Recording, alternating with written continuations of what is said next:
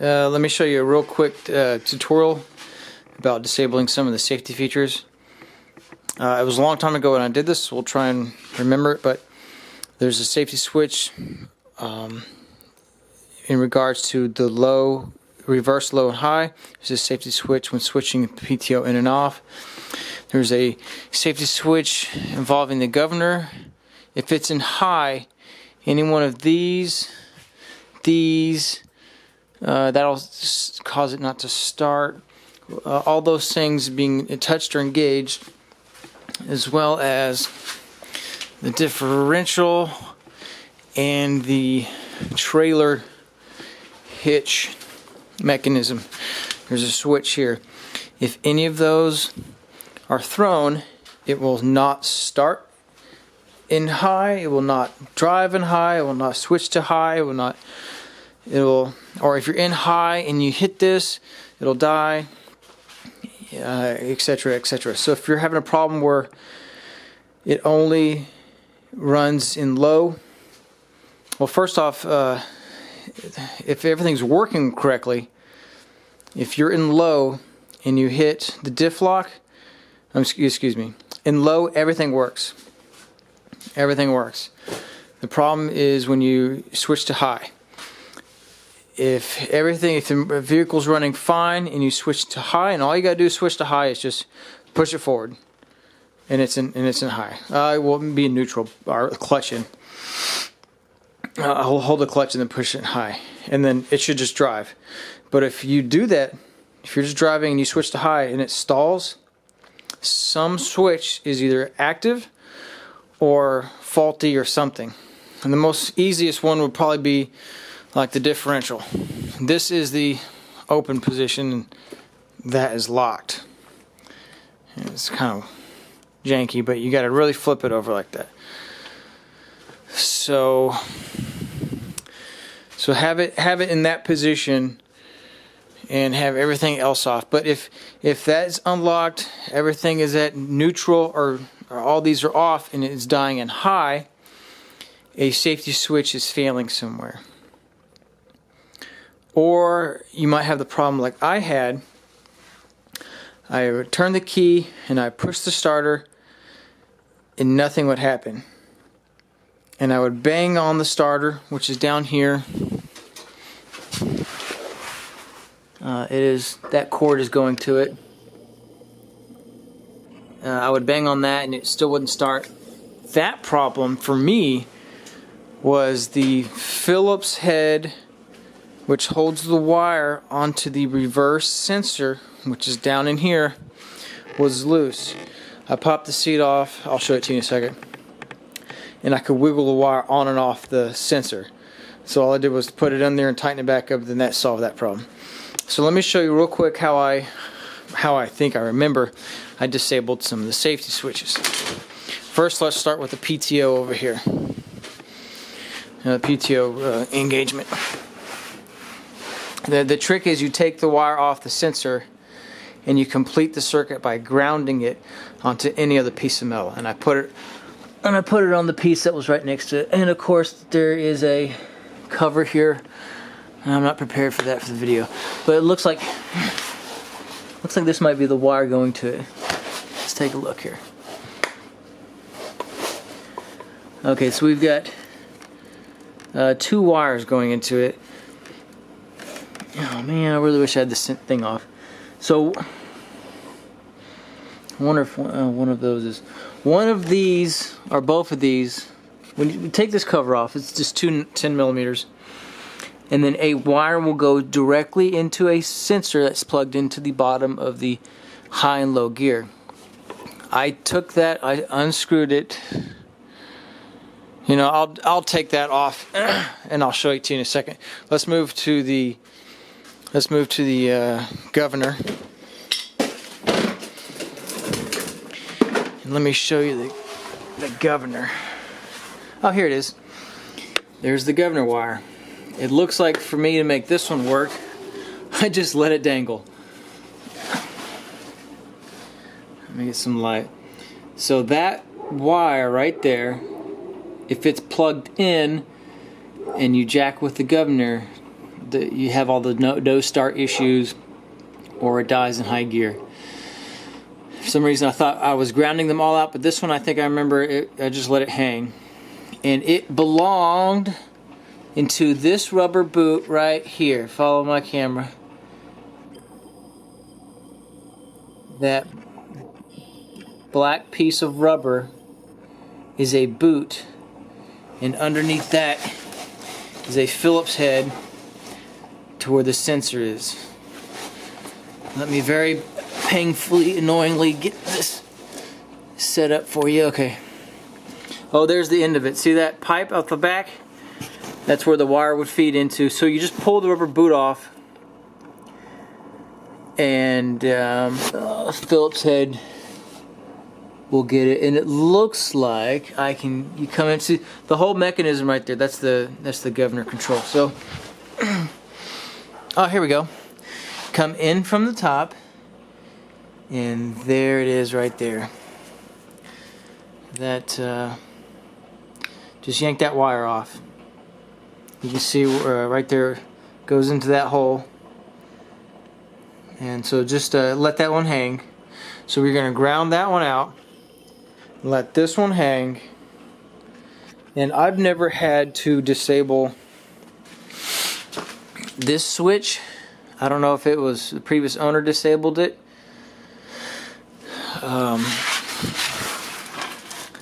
But it's going to be the same principle. There should be a wire going into it, and we either need to just yank all this crap off, and those two wires, they're either, if they are connected, we disconnect it. If they are not connected, we do connect them, and that theoretically should complete that circuit. Or do all your testing without something, the 2-point hooked up. Now let's do the PTO. Excuse me, the differential. This one, I'm going to tell you what I did, but there might be an easier route. So, man, I need some more light. I snipped the plunger that tripped the sensor versus grounding out the wire. Okay, so this black rubber square with that little nipple on there, you pull that back, I think. Let's see. Let me do it with you.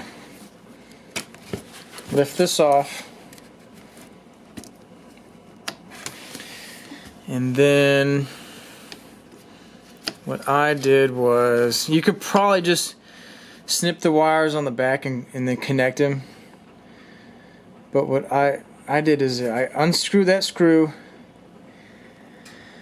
and then how'd this work? It's held on by like some glue. So I had to lift this plastic roof straight up, and it exposed a weird little mechanism in there. I guess if you get a flat head, you can just kind of tap it and hammer it in there, it'll open up. And there was a plunger. And when you pulled or released the cord like this, it went in and it pushed that plunger up, and that was the trip sensor. So all I did was I just got scissors and snipped the plunger so that it would move freely without doing the upward pressure. It's kind of janky, but if you really want to try and disable this, just undo that screw and jam a flathead in there and open this mechanism, or the two wires behind there, snip them and ground them out. Connect them or ground them out. I can't remember. You're just gonna have to try it one at a time. And then let me show you the low gear sensor. I also tripped this one. I don't think you really, I'm confused if you don't even really need to do it. I think what I did is I grounded it on, I've got 3 of these. I grounded it on one of them, but then these sensors were still tripping it. So I was like, well, okay, I guess that didn't work, so I just did them all. So, but I think I can't remember now, I'm confused, but it is another thing to check. So take your air box off. I really don't feel like doing mine. Those wires right there, this yellow and green, and there's a third wire. Oh, look, I can see it. Okay, so this one right there is the reverse switch. On mine, that was loose, and it was causing it to not start because you have to be in neutral to start. It won't start in gear or in reverse gear. So I just connected that one, and that fixed it. Oh, I should watch my camera. Below that, really hard to reach, you can see right there, there's that yellow cable. It goes into the high and low gear switch. So if you get a flathead screwdriver, or excuse me, a Phillips screwdriver, come in from right here. Let me zoom out. So we're on the left side. Come in at the sub transmission. Move this bar out the way. And there it is. Remove that black rubber boot. And there's that yellow wire going into it. Oh wait, no. Oh wait, so there we go. Follow that yellow wire to that one. So disconnect that one. And I grounded it out. And where I grounded it out was, I was rebuilding the carb, so I just ran the wire up to the bolts where the carburetor screws into the manifold, and I just pinched the wire in between there, and it grounded out. Theoretically, if you ground out that low gear so that it tells the system it's in low, that should theoretically bypass all the 5 other sensors. But I want to say I did that, and it still didn't work. So I still went back and did them all. But I'm so confused now. But honestly, you should probably start with that low gear one, and you might just have luck, and everything else will work. And then that way, worst case scenario, you just do the others.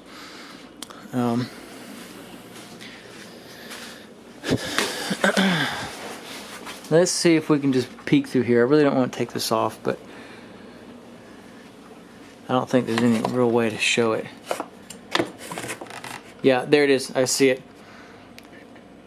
Right there is the switch. See, there is it's brass, then it goes into a black 10mm nut, and on the end of that is a Phillips head silver screw. The sensor wire for the high and low output goes into that. AKA, when you shift the lever to high, that sends a signal which fails everything. So unscrew that Phillips head, take that wire off, and I screwed it into just anything that I could see, which was like the wire next to it. Let me see if I can see that on camera, because it's very convenient. It's right next to it. Okay, there it is. Alright, bear with me. So here we're on the front right side. We're looking underneath these 2 levers, and I removed it from that, and I grounded the wire into that nut. You can see it right there. See the wire going into it? And that's it. So just move the wire from there to there. Ow. And that'll do it. It's a lot easier when you remove this plate. It's a 10mm that drops out. Phillips head, screw it there. Move it to the 10mm. Boom. That safety switch is done. 2 seconds. Now you probably don't need to do all that. You could probably just go up here where these 2 quick connects are, and just open them up and ground them into each other. That might work. I don't remember where that second switch is. Actually, this one, let me back up. This one never, when I bought this, it never had the safety switch for the brake. That second wire might go to that brake. Or maybe that orange wire is the brake. Anyway, so if you did what I did, it works, because it works on all three of mine. But if you want to experiment, you could ground those two black wires. All right, so we covered this one. We moved the wire from A. Oh, look, there it is right here. If you're standing right here and you look down, that silver screw head is the wire. You need to take it off of there, and we moved it. Well, we can't see where we moved it from here.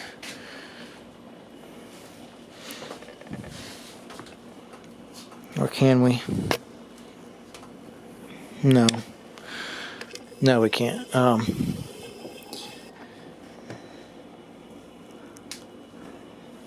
Well, I thought we could. Give me a second, let me look.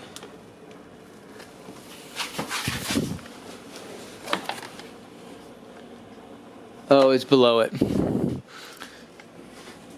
That's why we couldn't see it. Alright, anyways, alright, so we covered that one. We covered this one. Just disconnect this one. It didn't need a ground. Make sure it's not touching other metal. It'll complete the ground. We went over the two reverses and the highs. I've never done this. This doesn't work on any of my three where it dies if I have anything hooked up. All my machines I can run it high with the trailer hooked up. So you're on your own to figure this one out, but same principle. Just rip all that black stuff out. It looks like you're gonna have two wires. You either connect them or ground one or something. You're on your own for that.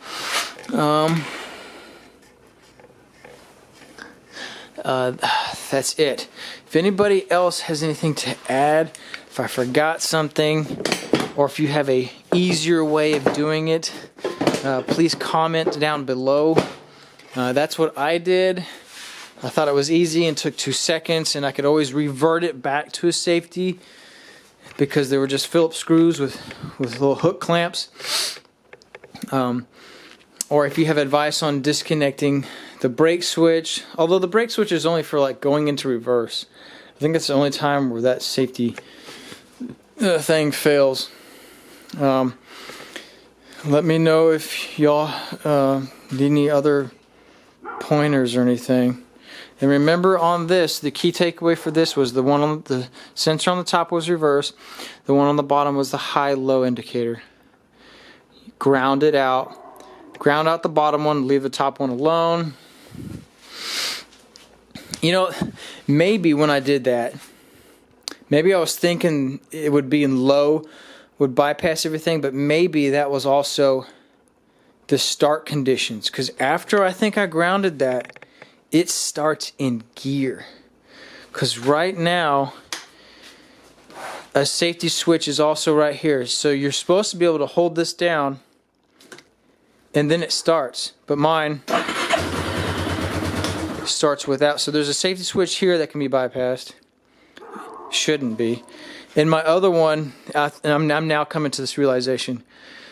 The other one, if you have it in first or to fifth and you hit the starter, it'll start, but then it'll drive if you don't have the clutch down, of course.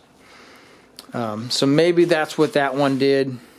Now that I'm realizing it, maybe that one is a bypass for starting it without in gear. Okay, this has already been 10 minutes. Sorry for blabbing on, but I hope that helps. Those are the switch locations. Try those out and let me know if that works. And if you have any problems or anything. And hey, check out my cool little Jeep. And then, all right, good talk. See y'all later.